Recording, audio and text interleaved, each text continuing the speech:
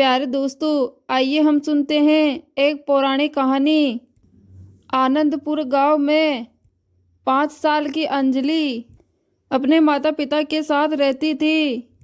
अंजलि बचपन से ही अपनी माँ को तुलसी पूजा करते हुए देखती थी, इसलिए वो 5 साल की हुई तो उसने भी माता तुलसी की पूजा करनी शुरू कर दी।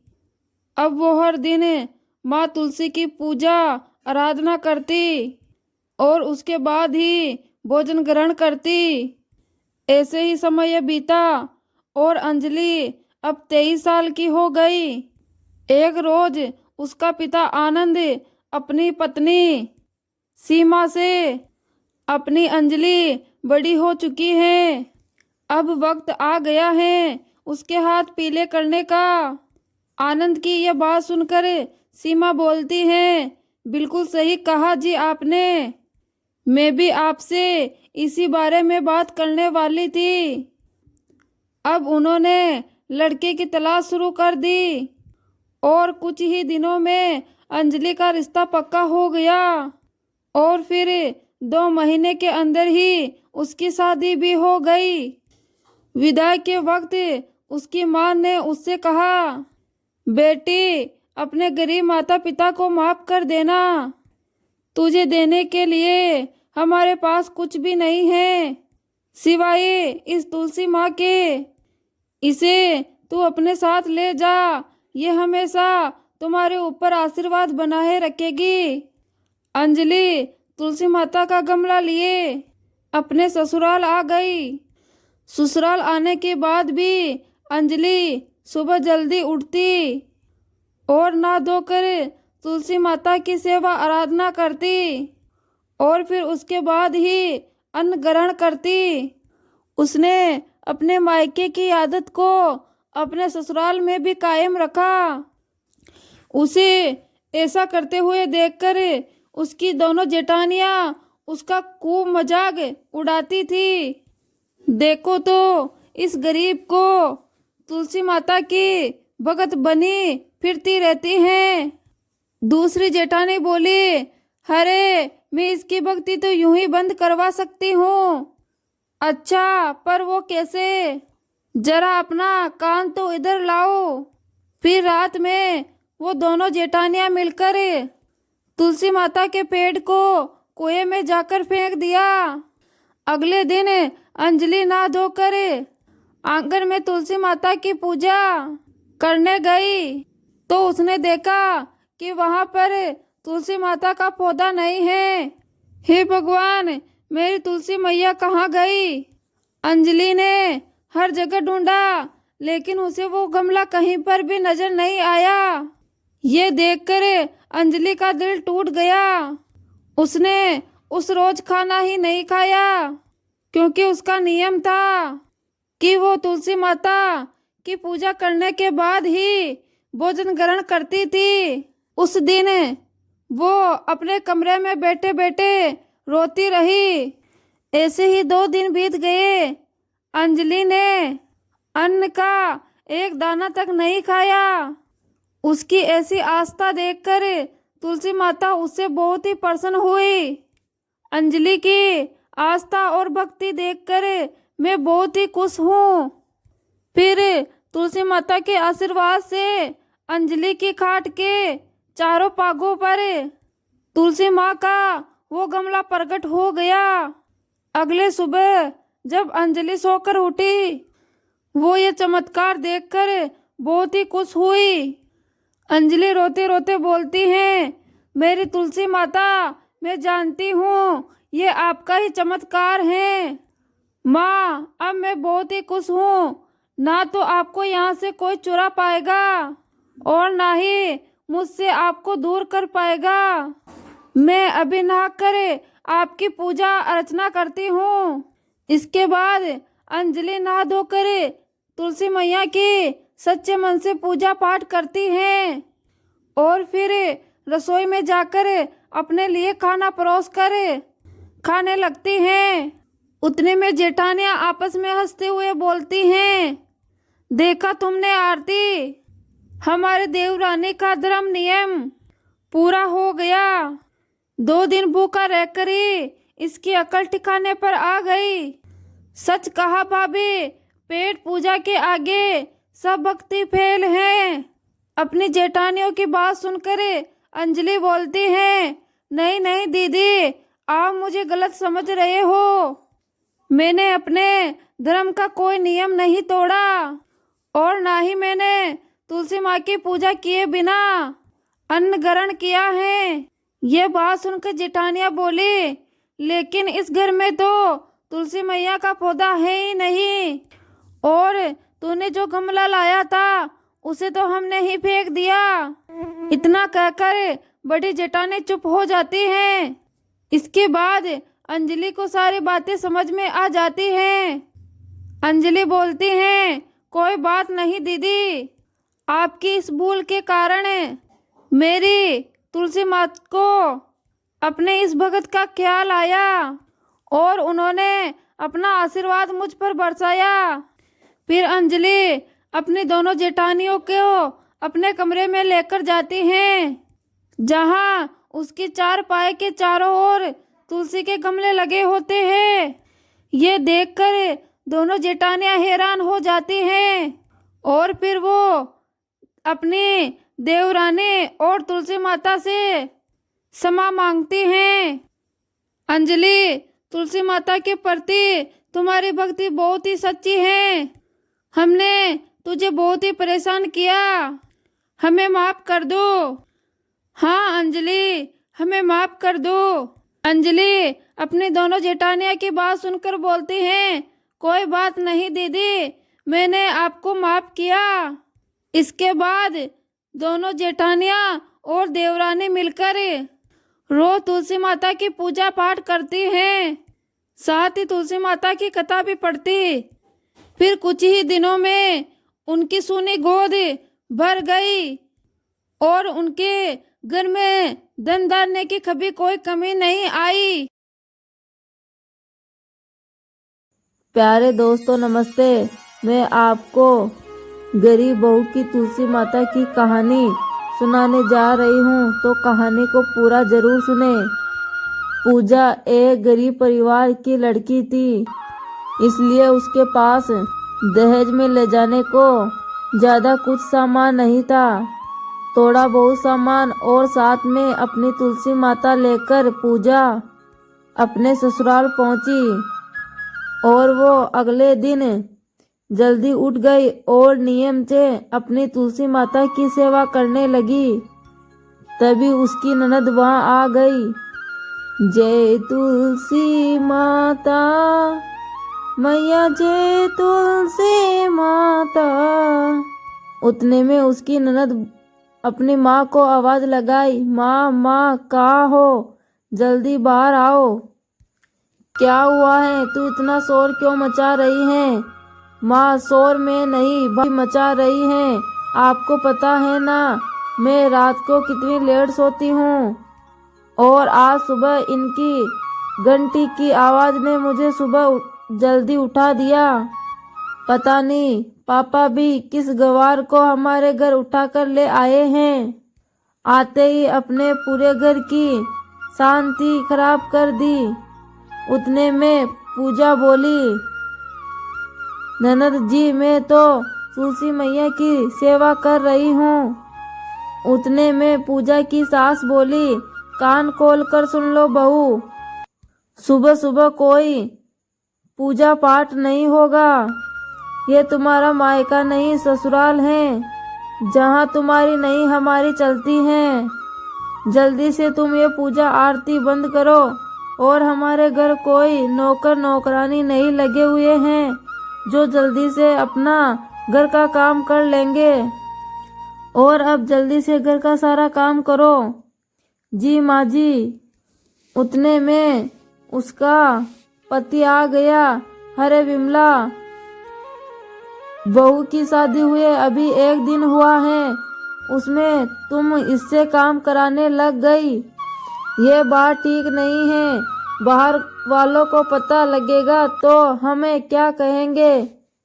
ये बात सुनकर पूजा की सास बोली, देखो जी हम पहले ही गरीब गरीब परिवार की लड़की अपने घर ले आए हैं, पर अब तुम्हारे हिसाब से सब कुछ नहीं चलेगा।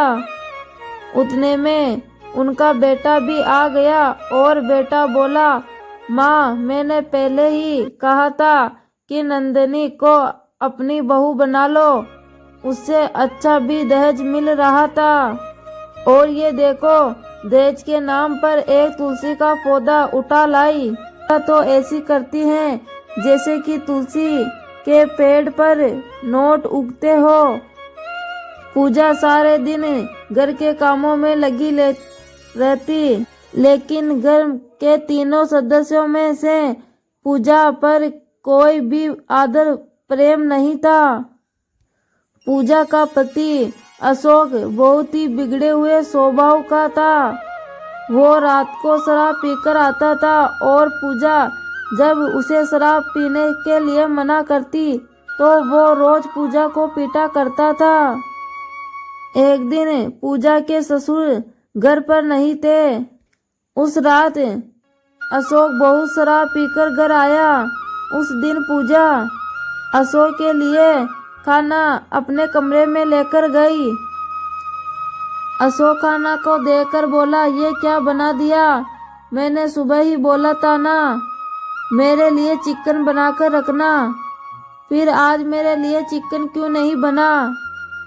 अशोक की बात सुनकर पूजा बोली, आज एकादशी का दिन है, इसलिए मैंने घर में चिकन नहीं बनाया। घर में तुलसी माता का वास है तो आज के दिन घर में चिकन बनाना अच्छा नहीं है। ऐसे पूजा बोल ही रही थी कि अशोक उसे जोरदार चांटा मार देता है और पूजा के मुंह से खून बहने लगता है। तभी उसकी सास और ननद शोर सुनकर कमरे में आ जाती हैं। क्या हो गया? क्यों इतना शोर मचा रखा है? क्या कर दिया अभी इस करम जली ने? अशोक बोला, माँ, ये क्या उठा लाए हो? मैं अब इसके साथ एक पल भर भी नहीं रह सकता। मेरा आज चिकन खाने का मन था और ये कह रही हैं कि आज एकादशी है, इस कारण मैंने चिकन नहीं बनाया। पता नहीं कौन कौन से पाखंड करती हैं, कभी एकादशी तो कभी पूर्णिमा और कभी अमावस्या और कभी तुलसी पूजा करती रहती है। माँ, अब या तो इस घर में ये रहेगी या फिर मैं। माँ, आपको आज कुछ तो करना ही होगा। भैया इसकी वजह से अपना घर छोड़कर जा रहे हैं। विमला बोली, देख बेटा अशोक, तेरे पापा घर पर नहीं हैं, कल वो आ जाएंगे, इसके बाद हम इसका कोई ना कोई फैसला करते हैं। कुछ ज्यादा ही होगा तो हम इससे तुम्हें तलाक दिला देंगे। उस रात पूजा तुलसी माता के पौधे के पास ही पूरी रात बैठे रही और रोती गई। अगले दिन सुबह जब पूजा के ससुर को सारी बात पता चली तो ससुर गुस्से में आ गए। कान खोलकर सुन लो तुम सब, मैं पूजा को अपनी बहू नहीं बेटी बनाकर लाया था। पूजा इस घर से कहीं नहीं जाएगी और अशोक तू इसे तलाक नहीं देगा। सुन ले, तूने ऐसा कुछ किया तो मैं तुझे अपनी जायदाद से अलग कर दूंगा और सारी जायदाद में अपनी बहू पूजा के नाम कर दूंगा। यह बात सुनकर अशोक बोला, देख लिया ना, पता नहीं पापा को इसने क्या घोल कर पिला दिया। पापा मुझसे ज्यादा अब इससे प्यार करने लगे हैं। अब मैं इस घर को छोड़कर जा रहा हूँ। मैं अब इस घर में एक पल भी नहीं रुकूंगा। विमला बोली, अरे सुन तो अशोक, मेरी एक बार बात तो सुन। अशोक बोला, माँ, मुझे रोकने की कोशिश भी मत कर। मेरी नंदिनी से बात हो गई है, उसने कहा है कि मैं उसके साथ जाकर रह सकता हूँ। विमला बोली, अगर तू मेरी बात मानेगा तो तू जैसा चाहता है वैसा ही होगा। बस तू मुझे 1-2 दिन का समय दे दे। मैं इस पूजा को अब अपने घर से निकाल कर ही दम लूंगी। और फिर क्या था, पूजा की सास ने एक दिन मौका ढूंढ ही लिया। अब क्या है इस खीर में गई ये जहर की बूंदें।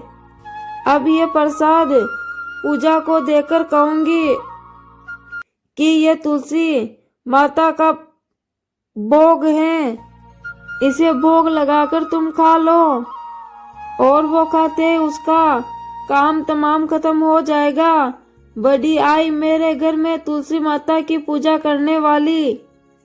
पूजा बहू, ओ पूजा बहू। जी माँ जी, आपने मेरे को बुलाया? हाँ बहू, कुछ दिनों से हमारे घर में ठीक नहीं चल रहा है। शायद मेरे भी तुम्हारे साथ पूजा करने से घर में सुख शांति आ जाए और तुम्हारे और अशोक के रिश्ते में मजबूती आ जाए।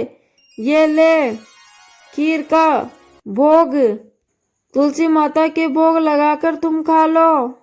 मैंने और सबके लिए भी बनाया है ये भोग। इस कटोरे की भोग तुम ही खाना, ठीक है ना? और साथ में भी बताना भोग कैसा बना है। जी माँ जी। पूजा अपनी सास का इतना प्यार देखकर अपनी खुशी का ठिकाना नहीं था। वो तुलसी की पूजा आरती करके तुलसी को खीर का भोग लगाती है। जैसे ही पूजा खीर का भोग खाने लगती है, उतने में ही उसकी ननद निशा आ जाती है और उसके हाथ से खीर का कटोरा छीन लेती है। अरे वाह, तुम तो बड़ी चालाक हो भाभी। सारी की सारी खीर खुद ही खाना चाहती थी। लाओ मुझे भी 2 खीर। निशा खीर के 2 चम्मच खा चुकी थी। उतने में ही उसकी माँ विमला की नजर निशा पर पड़ी और वो जोर से चीख पड़ती है, निशा इस खीर को मत खा, इसमें जहर मिला हुआ है। अपनी सास की बात सुनकर पूजा के होश उड़ जाते हैं, लेकिन जब तक बहुत देर हो चुकी थी। निशा जहर वाली खीर खा चुकी थी। निशा को चक्कर आते ही वो बेहोश होकर जमीन पर गिर पड़ती हैं। विमला चीखें मार मार कर जोर से रोने लगती हैं। उतने में विमला के पति और उसका बेटा अशोक भी वहां आ जाता है। अरे विमला, तू अपनी बहू को मारने चली थी। देखो तुम्हें जरा सी भी शर्म नहीं आई। अब देखो तुम्हें करने का फल मिल गया। आज तुम्हारी वजह से तुम्हारी बेटी की जान संकट में है। हे भगवान, यदि मेरी बेटी को कुछ हो गया तो मैं तुम्हें कभी माफ नहीं करूंगा। विमला, अशोक जल्दी से डॉक्टर को बुलाकर ला। अशोक डॉक्टर को बुलाकर लाता है, पर निशा में जब तक कुछ भी नहीं बचा था। आई एम सॉरी, अब मैं कुछ नहीं कर सकता। यह बात सुनकर विमला जोर जोर से रोने लगती है। नहीं नहीं डॉक्टर साहब, यह नहीं हो सकता। उतने में पूजा तुलसी की सेवा करती बोलती है, हे तुलसी मैया, मैंने सच्चे मन से तुम्हारी सेवा की है, तो आज मैं तुम्हारे पत्तों का रस मैं अपनी ननद को पिला रही हूँ। जय तुलसी मैया। पूजा तुलसी के पौधे से कुछ पत्ते तोड़कर उसमें से रस निकालकर निशा को पिलाती हैं और तुलसी के पत्तों का रस पीते ही निशा को होश आ जाता है। सभी लोग हैरान रह जाते हैं। माँ, पापा, मेरी बच्ची, मेरी निशा, तू अब ठीक है। और सभी लोग जय तुलसी मैया की कहने लगते हैं और विमला अपनी बहू पूजा से क्षमा मांगने लगती हैं और फिर बाद में सभी मिलकर तुलसी मैया को प्रणाम करते हैं। तो प्यारे दोस्तों, ये थी गरीब बहू की तुलसी माता की कथा। कथा अच्छी लगी हो तो कथा को लाइक, शेयर, कमेंट और अपने YouTube चैनल को सब्सक्राइब करें। धन्यवाद।